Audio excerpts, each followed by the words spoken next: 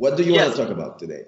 I have so far, I think, in all our talks, for me, the most important question to you. Yeah. And the question is comparison a good approach in life? Okay. For example, with another person. Yeah. Why we are acting, for example, not like ourselves, but with another character sometimes. So why we are doing this? Okay, let me try to connect those two questions. So the first question is comparison a good or a smart approach? You know?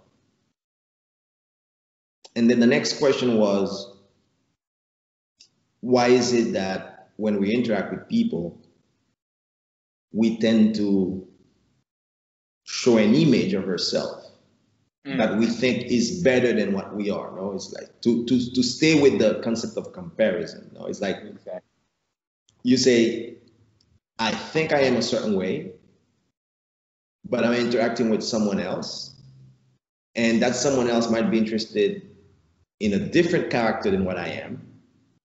So you're comparing yourself with that different character, and then you start behaving different, no?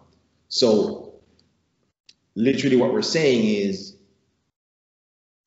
what you're asking me is doing comparison something that we should do or not? Yeah. Yeah. It's a tough one, right? Yeah, like all the questions that one really wants to understand. They're always tough, man. The thing is, I think what is known so far is that the brain works by comparison. So the brain automatically will compare something? So I'll give you an example, okay? I'll give you an example of how do you know what a table is? You know, how does the brain look in a room and find a table? Okay. From images that you like saved in your mind, for example, from home. I mean, what it comes spontaneously right now in my mind, for example, you know, that my parents taught me, look, that's a table, it looks like this, it has like this size and everything, like pictures that you saw in your childhood and you saved in your mind. Exactly. So because you know in a living room, because you have an image of what a living room looks like, and because your brain has seen different images of a table, when you enter a living room, you're comparing this new living room with the idea that you have in your head of what a living room should look like. So the moment you're entering, you're not looking at the living room. You know it's a living room, but what you're trying to do is to find in the living room the things you know, yes, that you know have to be there. Okay? So your brain is actually looking at the chair and saying, is that a table? Or not? And saying, no, it's closer to something else, to a chair, because I have an idea what a chair should look like. So if you have a chair with three feet, you know, it's a chair, but with 3 feet, but it's still a chair. So if there is a chair, where's the table? And it says usually the chair is around the table. So where's the table? You understand the way? So the brain actually only compares. Okay. So what does that mean? It means so many things. It means that every time you find a table that is a little bit different than the archetype of table you have in your head, your understanding of table is a little bit bigger. You know? It's a little bit bigger. The archetype of the table that you have is a little bit bigger. That means it's more likely that you will understand a different table faster next time you see it. Mm-hmm. Same thing with the chair. Okay. Now, what's the problem with that? The problem is if you get in the room and there is something you never thought of, you won't see it. Always because your mind, your brain didn't have this picture in your mind. Exactly. And for you to see that new thing, usually what needs to happen is someone show it to you. They say, did you see that? You say, did you see that? You say, oh, I didn't see it. You know how many times you do that? Did you see that? Did you see that I have this next to the door? No, I didn't see it. You didn't see it because your brain didn't know to look for it. Mm-hmm. Now, it's like, sorry, go ahead. When someone that you trust or that you know you will listen to shows it to you, then you pay attention and you start allowing that image to be in your head. And now you know, oh, maybe some people next to the table or next to the door have this. Mm-hmm. Mm-hmm. Okay. It's like when you see a red car, for example. What happens to me?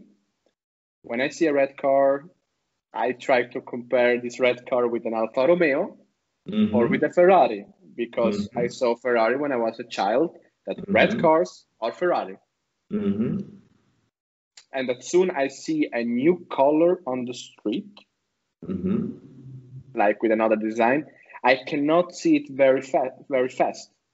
I just see, for example, a black car, like many people have a black car or a white car or a red car or whatever. But the new color, I see it then when, for example, a guy next to me told me, look, David, I saw this car. I saw the same color maybe last week, and that's a beautiful color.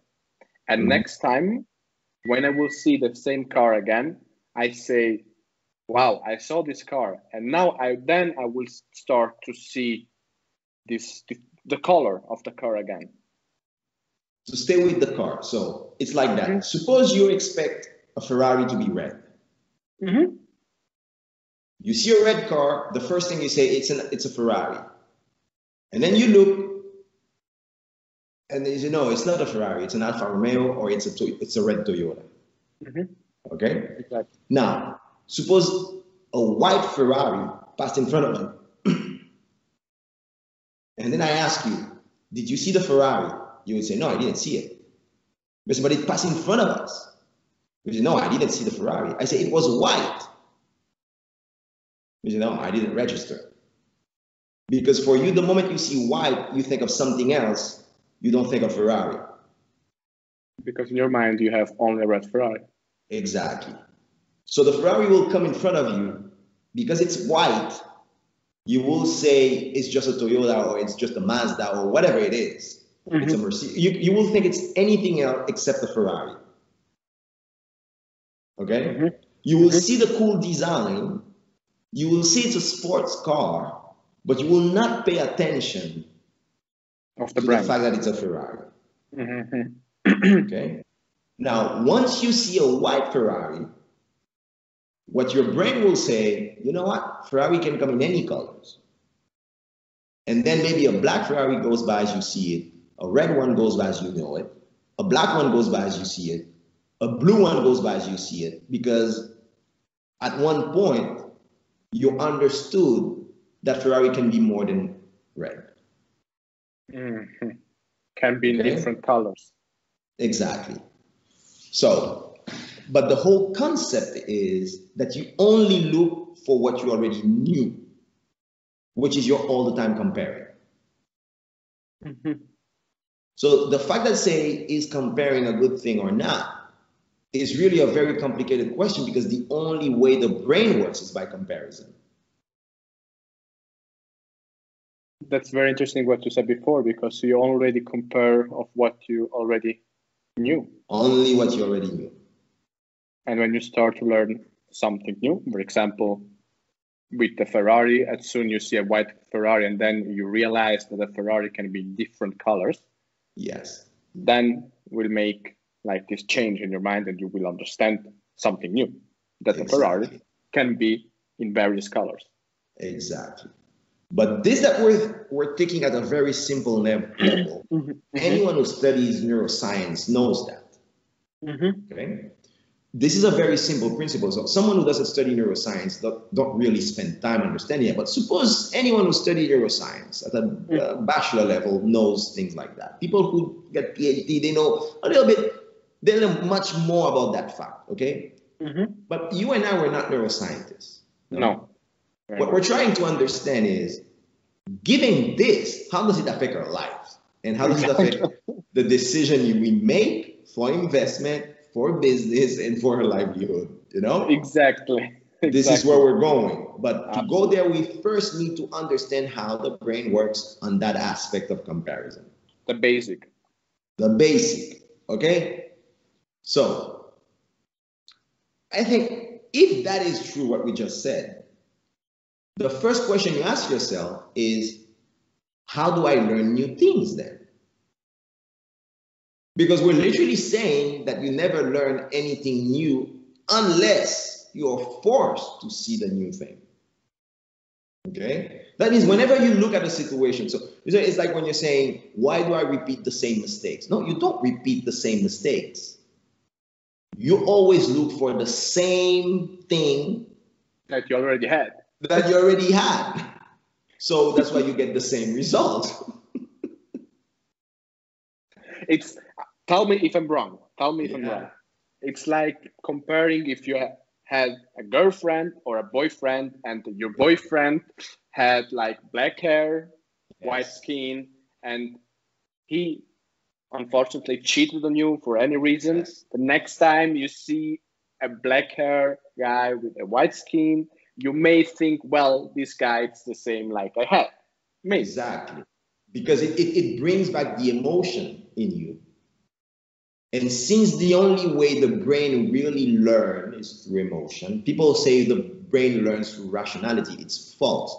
The rational part of the brain is to explain logically what the emotional part of the brain decided to do. So it's only through emotion that brain can learn. Exactly. Okay. The rational part, you can know that. I mean, there are three levels of the brain, and again, any neuroscientist will explain that to you. But there is the survival part that is more reptilian, and then there is the second layer, and the reptilian part is survival. You know, it's fight or flight. It doesn't think. It just reacts. Okay. Then there is the middle layer, which is the mammal brain, which is where all the learning, the understanding, the interacting is, and it's pure emotion. And that's really the part that makes all the decisions. And then there is the rational brain. The rational brain create models and explain it to other brains. You know, so okay, and explain to itself. Okay, you know, it's like you want to go after something that the emotional brain tells you to do, because that's where your learning pattern was, because you emotionally connect to something, and then your rational brain start explaining to you why it's a good decision to do it. That's why addiction are so difficult to fight. You know what I'm saying? Because the emotion drives you, and then the brain gives you all type of example why you need to keep doing it. Okay. Yes. So we're explaining those very simple things that are basics to neuroscience, so we can actually understand how does affect our life. Okay. So really, everything you do or understand comes from that second layer of the brain, which is the mammal brain. Exactly. And the mammal brain is in the middle, connects the survival, fight or flight, with the rational. And it's the one in the middle going back and forth and driving. So you're really communicating to those two extreme through emotion. Okay? Because if you look, for example, if you look really at what life is about, everybody is about survival. No, it's like food, shelter, and reproduction. Mm-hmm. Then Exactly. that's really at the basis of it. Okay. Then at the middle layer, you find that understanding. Okay, I take pleasure in eating. It's Mm-hmm. unpleasant to be wet by the rain, and I take pleasure I take sexual pleasure. Mm-hmm. Okay. Now that's the emotional part. That is giving the pleasure part to the survival part, which is shelter, food, and reproduction. Mm-hmm. But then the rational part tells you, oh, I have a great idea to build an app. Which in reality is just another way to have enough money to feed yourself, to buy a house and have a maid. To bring food on your table. That's it. Okay? And that rational part is usually cheating on you, making you understand, making you disconnect to the real reason why you're doing everything and why your world is the way it is. Because it's giving you models that you learn in a book, that you blah, blah, blah, and you're trying to explain your decision based on those models. Mm-hmm. The rational part. The rational part. So that's why I always say, don't, you know that sentence, don't. I read a book I mean, about. So sorry, go ahead. Go ahead. I read a book about rational things and irrational things. Yeah. You know, so it was about like an example with Samsung, Yes. like TV Samsung with another brand, unknown brand, but it has the same features,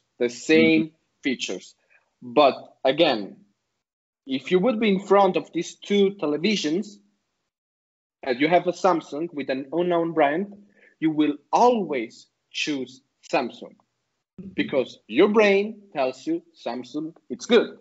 Mm-hmm. Even though the other television has the same features. Yes. Maybe it's better and it's cheaper. Yes. And it's about thinking rational and irrational. Yes. But the thing is, to call thinking rational for me is completely wrong. There is no such thing. Why? Because rationality comes after to explain the decision you make. Mm-hmm. You're saying you have an emotional connection and then you use your brain to explain it. Mm-hmm. Mm-hmm. So first you do something? Yes. I mean, you will look for a pattern that you know. Mm-hmm. And based on that pattern, you will act. Even if it's not there. You will look. Imagine reality has 10 variables. You only connect to those 2 that you know. You will make a decision. The decision will be wrong because you're missing the other 8 you don't know. Then you will use your brain to convince people why you were right, even if you're wrong. You understand? Rational thinking might be a little bit extreme to say it, but I think it's better to say it extremely than to fall into the trap. Rational thinking is a myth. Okay. So that's why it's so important. You see people when they're really having discussion and conversation, they need to write the model. You need to write down, okay, what you think you're doing and why you're doing it. You write the model. And then you look in your model, you see, no, I'm not behaving as my model. I know the model, but I'm not behaving like that. And then you realize, you understand, that you're fighting against what you're doing, what you think you're doing. Yes. Yeah. Okay? I understood. So that's why when you write things down, when you have people you trust to have conversations, and they know how to argue, how to go logically, you help yourself get out of that trap, which is not a trap in reality. But the thing is, then you ask yourself, how do you learn new things? You only learn new things through pain. That's the pain. That's the big part. That's the loving part. You understand? Because the thing is, since you emotionally experience things, when it's painful, you don't want to experience it anymore. Mm-hmm. And then you start looking, where was I wrong? That's why it's only through pain that people learn as an Only individual. this one. Because otherwise you don't have the energy to understand what's going on. Yeah, exactly, because you want to avoid again, like experiencing Because yourself the same exactly. pain. Because what is the pain? It's a fight between two pain. Okay? The first pain is, why do we keep doing what we know? Because it's painful to recognize what you don't know. That's the first pain. Maybe the truth or not. That's it. Exactly. What you don't know is the truth compared to what you know, which is a lie. Now, you don't want to admit that you're wrong because that is painful. So because you don't want to admit that you're wrong, that is painful, you stay with your model. You stay with what you know. Because maybe you want to also like to give yourself a confirmation that you were right. And that's exactly, yes. We're saying the same thing, but differently. Different, yes. Okay? You find pleasure in being right. Why? Because it's painful to be wrong. Okay? But let's stay with the pain, because pain is a much more energy source than pleasure. Okay? So, there is pain in admitting that you're wrong. Okay? So, when do you admit that you're wrong? When the pain of not correcting it is bigger. So when you're wrong and you go to life, you make a decision and you get punished very painfully, that pain is bigger and forces you to correct the wrong so you don't experience it again. But as long as the consequences of your wrong decision is mildly painful or less painful than recognizing that you're wrong, you will stay wrong. You'll continue. You'll stay wrong for a long time. As soon the bubble of pain is bigger, then it really explode. Boom. There you go. Now, the brain, which is the third part. I mean, the whole brain is those three parts, but the rational part will come and give you all type of explanation. For example, if you can make an example. Of course. Of course. As like, let's say you say, I'm not eating sweet. Just to give an example. But you're wired emotionally to sweet. Okay? So now you will go out. Like on a diet. Like on a diet. If you are on a diet, you wanna eat chocolate. Yeah. I don't like the word diet, because whatever you're eating is your diet. Okay, diet means everything you eat. So I don't like the word diet. So let's say you decide not to eat sugar. Okay. Okay, it's a decision you make. And your second part of your brain want to eat sugar. Exactly.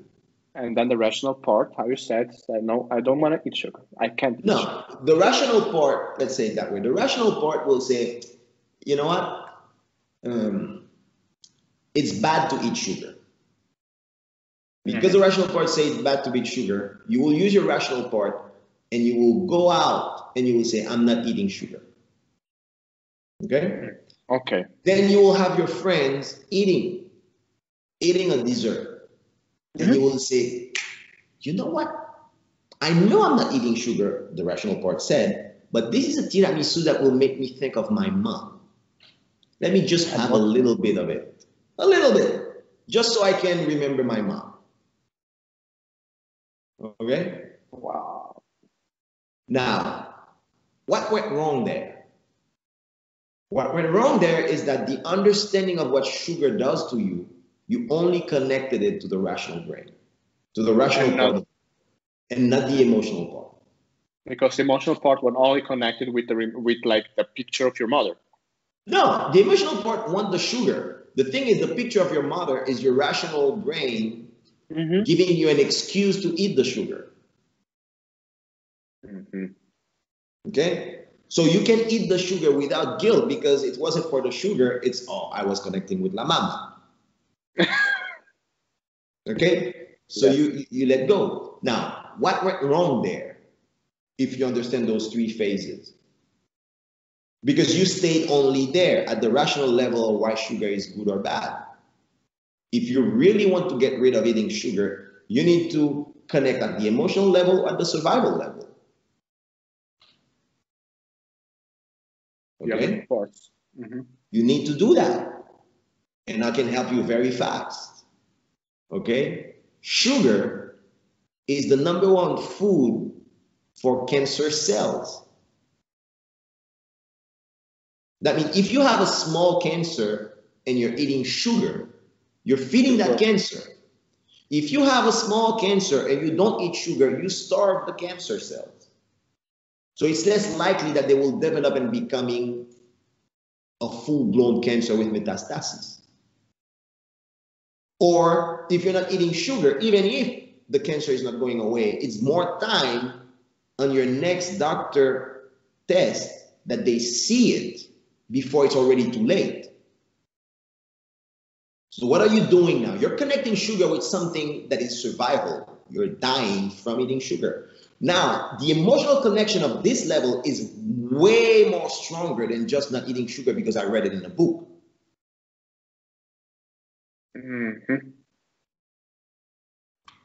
Wow. Okay? Okay. Yes, I got the point now.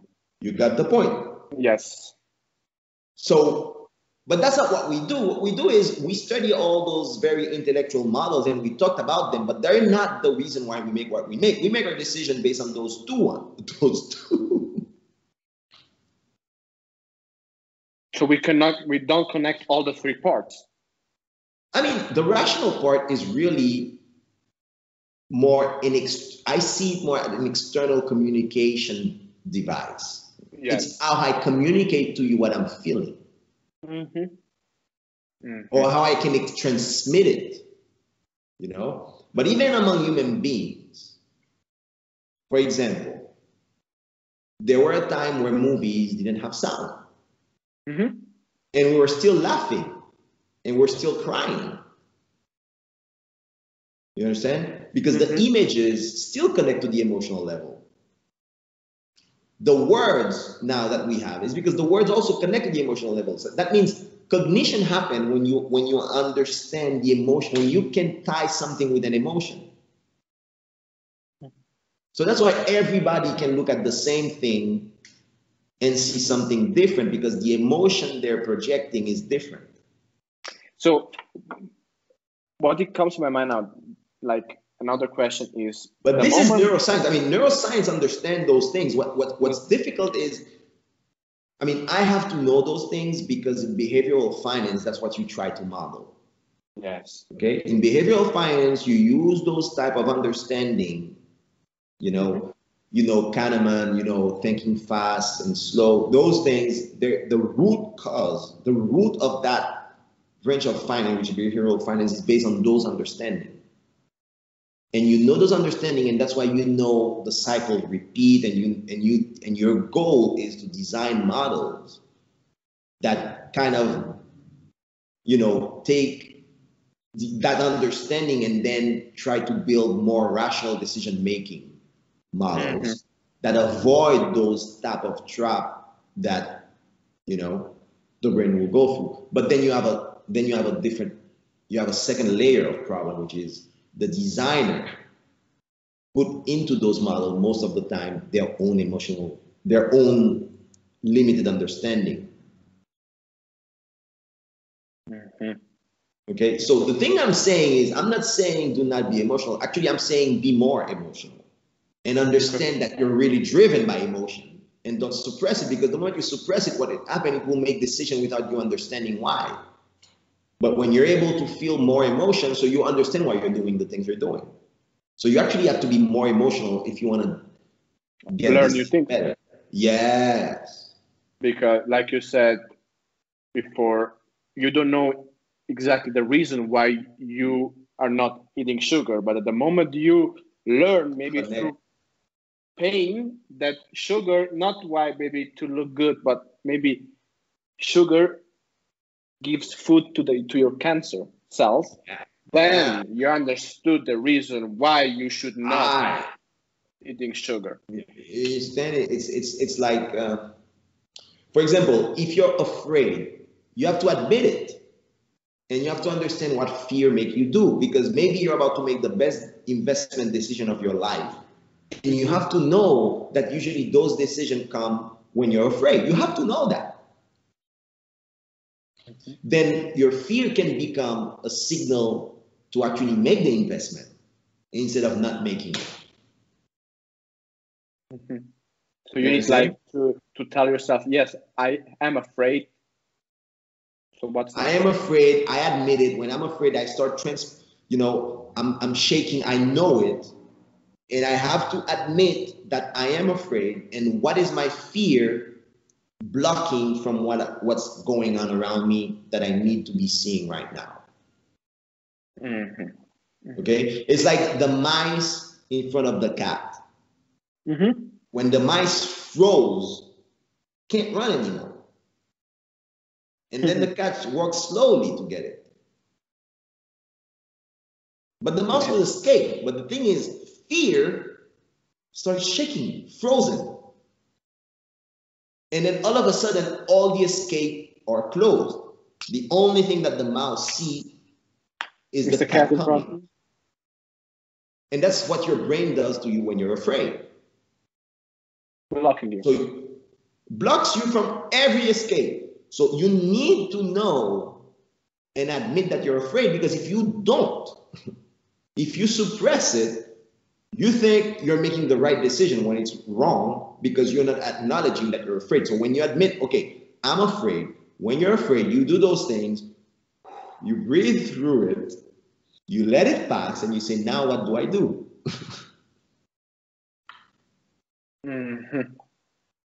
But as long as you're afraid, your brain is telling you you're making the right decision by not moving, or you're making the right decision by making the decision you're doing right now. But once you know that you're afraid, you know not to trust your rational brain at that moment, because your rational brain rationalizes whatever you're feeling and whatever decision you're making.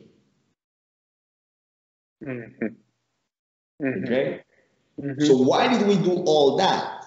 Is to explain that as long as you compare... So can I suggest a question through that? Yes, please. If you can make an example, I don't know, if you can tell us that, or maybe just doing an example very, very fast. In your moment in your life when you had pain, and how did you admit that you had this pain, that you had this fear, and how did you react? I mean, what did you do to then make at least a decision, even maybe if it was wrong or not? Well, I think now to answer that, I have to do something that I don't like doing, which is look at things through times, because I think looking at things through time is always tricky. Okay. Why is it tricky? Because whatever you look in the past, you're looking at it based on how you feel today. Okay, so in reality, even if I tell you something about the past, I'm not really telling you about the past. I'm telling you what I today see the past. Okay? But having said that, let me explain. Let me say something. So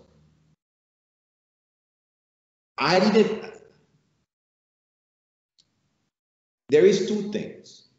First, there is understanding what fear does, and then there is understanding when you're afraid.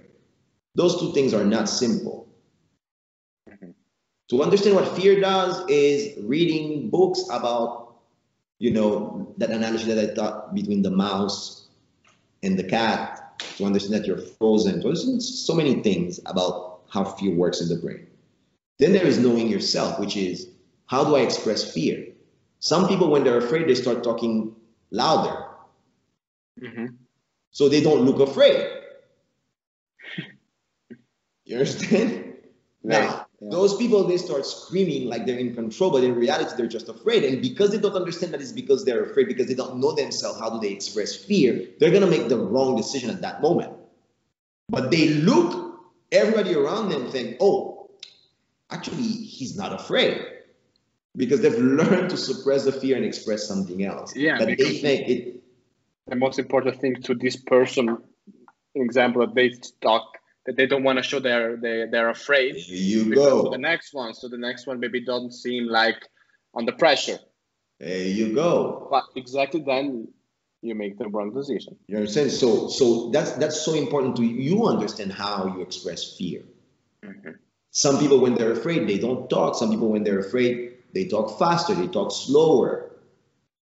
They do many things. You understand? So you need to understand when that fear is there. So what I mean by that is it's a never-ending search to be able to let your emotion tell you what state of mind you're in, and understand what that does to your decision, what that does to you looking out there in your environment. So actually you need to be feeling every time more and accepting what you're feeling and connecting with it in a way that you don't judge it, because otherwise you're missing information about what's really going on.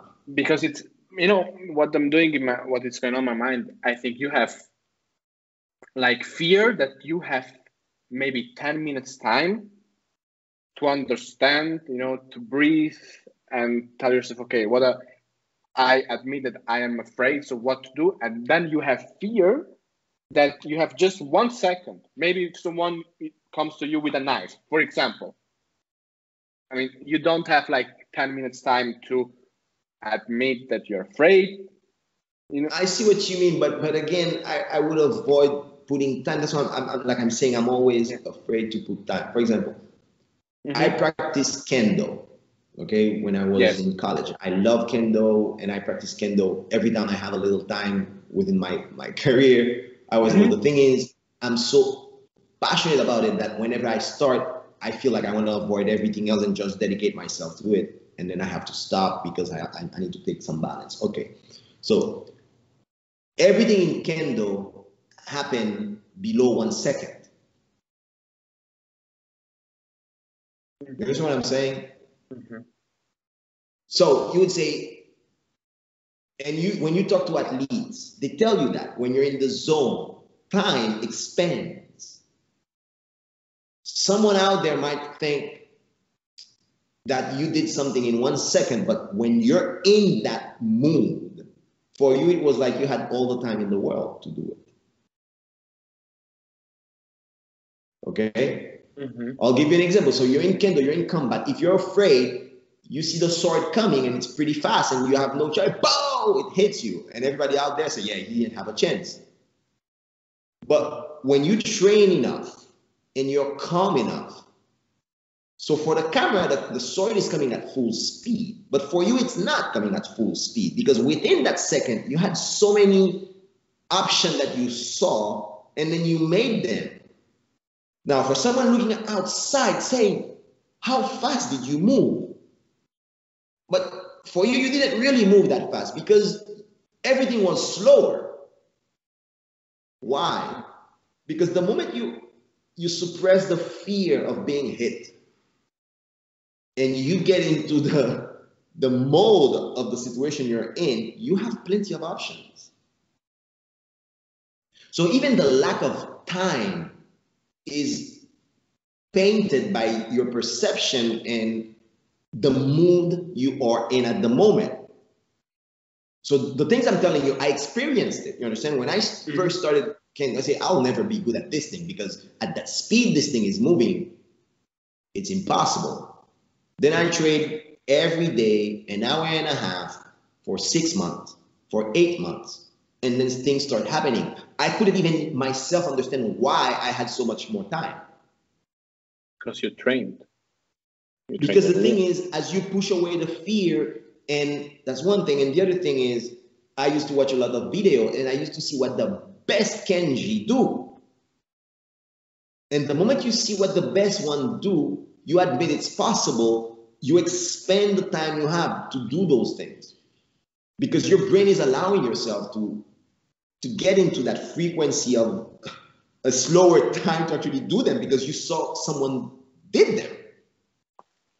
And the more you train, what the training does is giving you the confidence that you can do it. And then once you boom, you allow that confidence and the whole thing changes. Okay? So again, what I'm trying to say, even your perception of how much time you have changes when you understand what state of mind you're in. Mm-hmm. If someone doesn't know the answer, you can give them eternity, they will never come with the answer. Mm-hmm. It's not a question of time.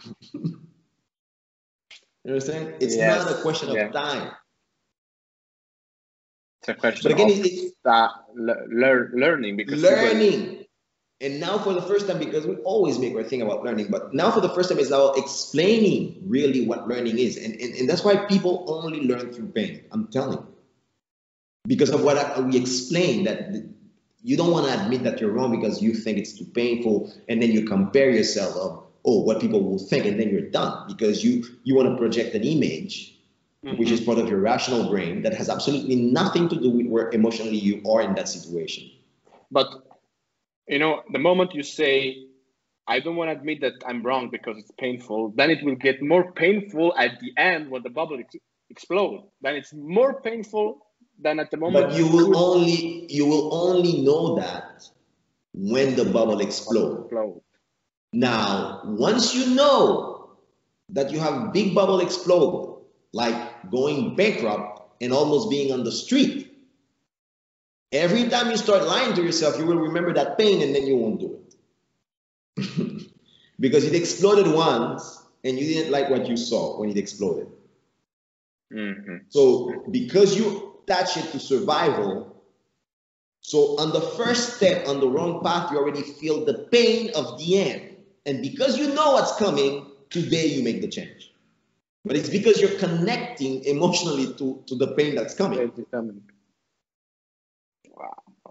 Okay. That's why unless something happens to you, I can tell you whatever I want. Unless it really happens to you, so you can experience that pain, you can connect it to a certain action. You will do it again. You will do it again. Yeah, because you didn't experience the pain. There you go. That's why people who have empathy learn faster. Because I don't need the pain to happen to me. I can feel the pain of someone else that went through it, and it's enough for me to feel it and make it mine. So I don't need to go to the process to actually get that pain. Because I already understood how this pain could feel on me. On me, because I really connected to someone else's pain, because I care deeply, I connect emotionally with other people. That's why those people who say, no, I'm purely cerebral, I don't connect, good luck. They're just going to hit the wall all the time because they cannot feel empathy for anyone else. They don't feel anyone else. That's why they don't learn anything. They sound smart, but the worst people to have around you. Because unless you care for someone else, you can feel the pain of someone else, you can never learn from anyone else. You understand? Because when someone is really teaching you something that you should avoid or something that you should do, you can actually feel the pain of what they're telling you. Now, if you don't care about other people's pain, I don't know how you're going to learn that lesson.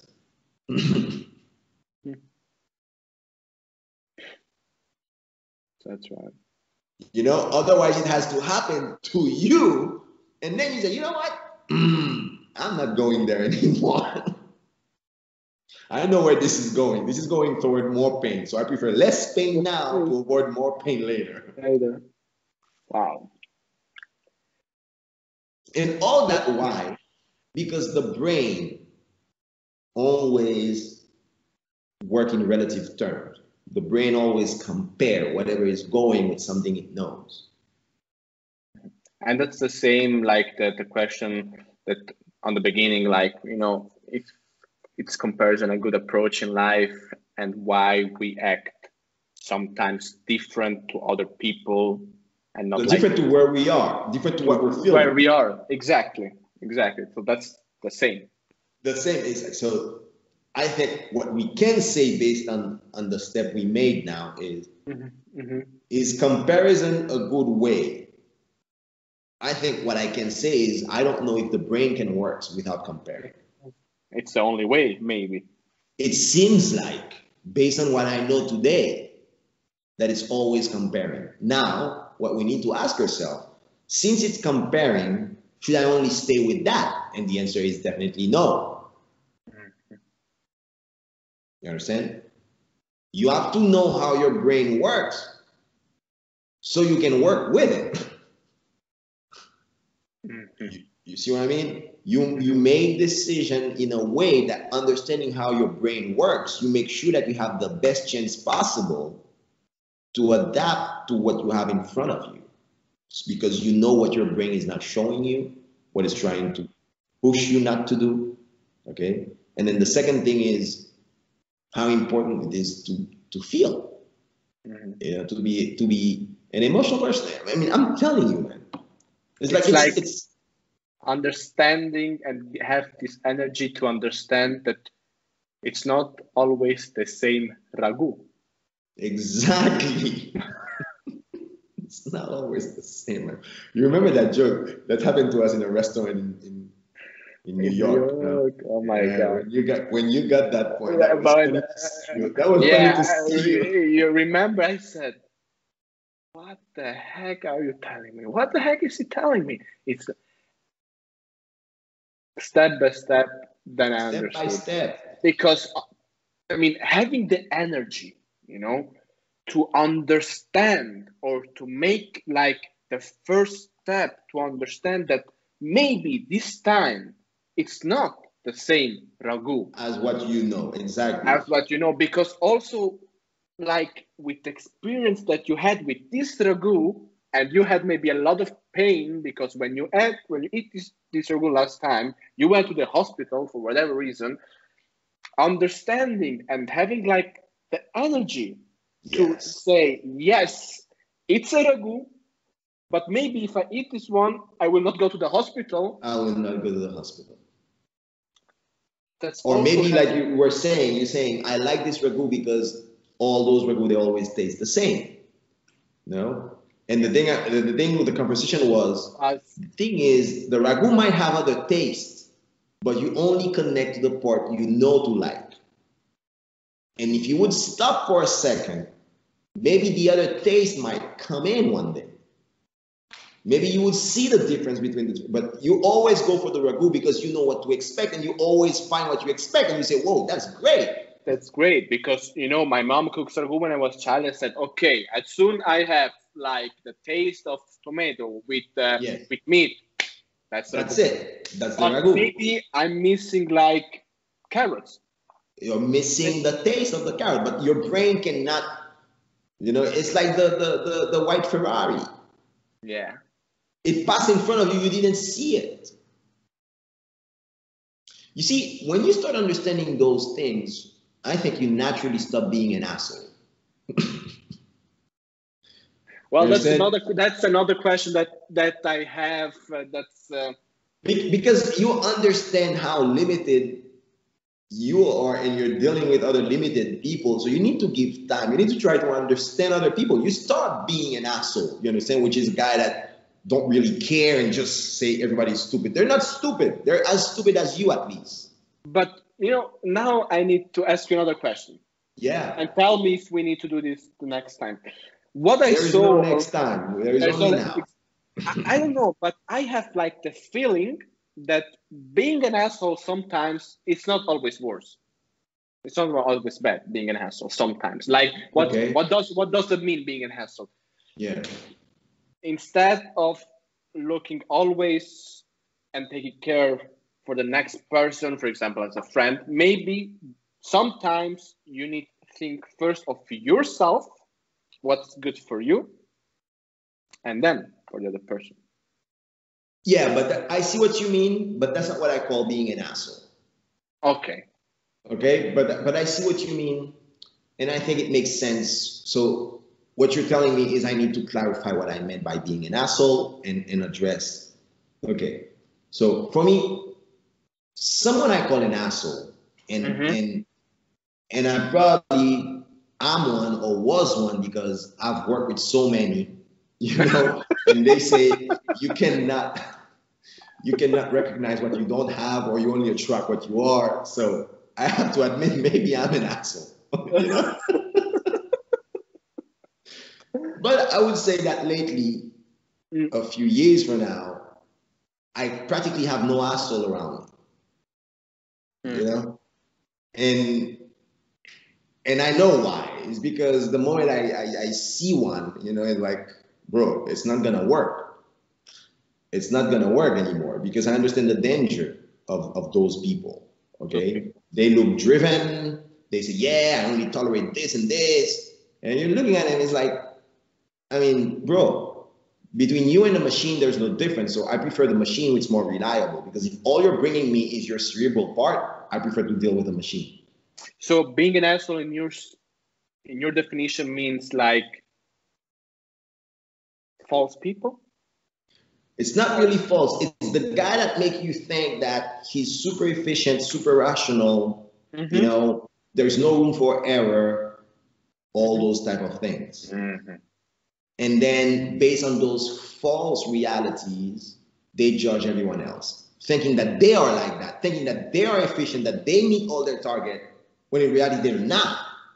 But they are like in the middle and they are the best. That's what they think. And they judge themselves based on those variables they think they're meeting. They don't meet any of them. But when they look at someone else, they judge you based on those things that even themselves are not meeting, but they're lying to themselves. So those people are very hard to work with because they want to present to you that they're like a machine. You see where I'm going? That they are perfect.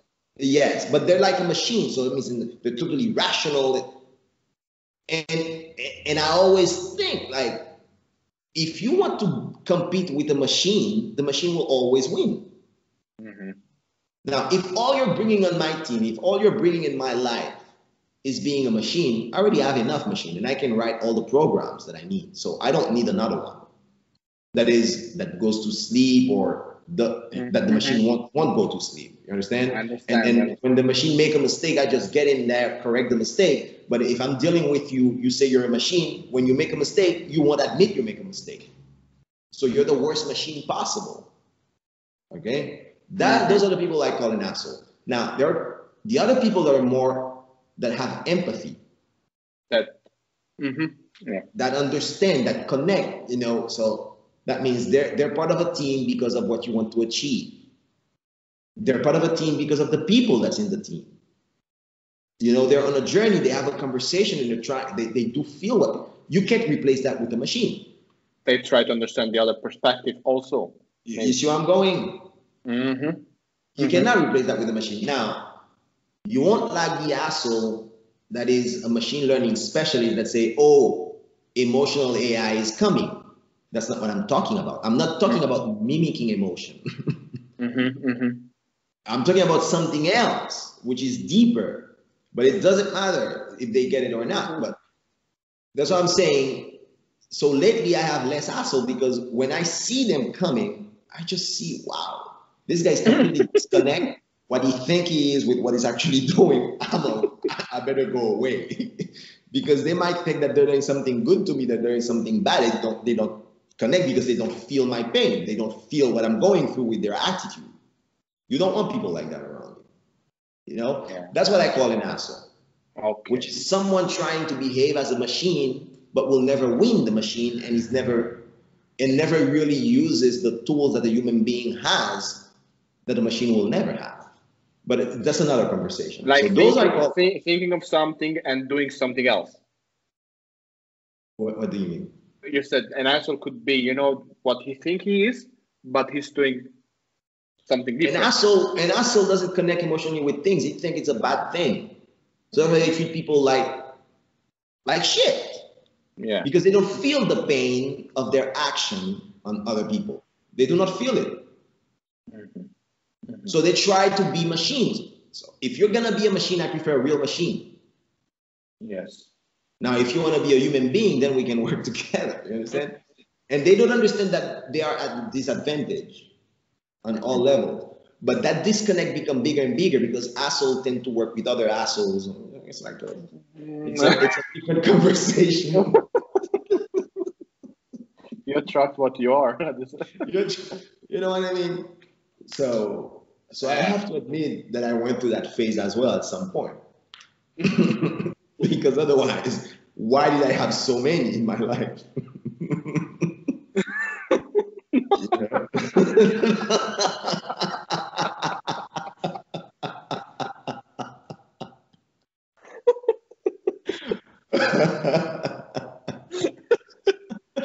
But you stop being one. That's great. Let's hope so for my Yes. own good. So maybe I'm an asshole too. Who knows? Maybe, who knows? Oh my God. Okay, I understand. Let's hope so for my own good. You know what I mean? That I understand what it's about. But what we are Because doing, you're not an asshole because you're like telling me, and at the same time, all the people that are listening to this talk, based on your experience or based on what you're thinking, trying to help.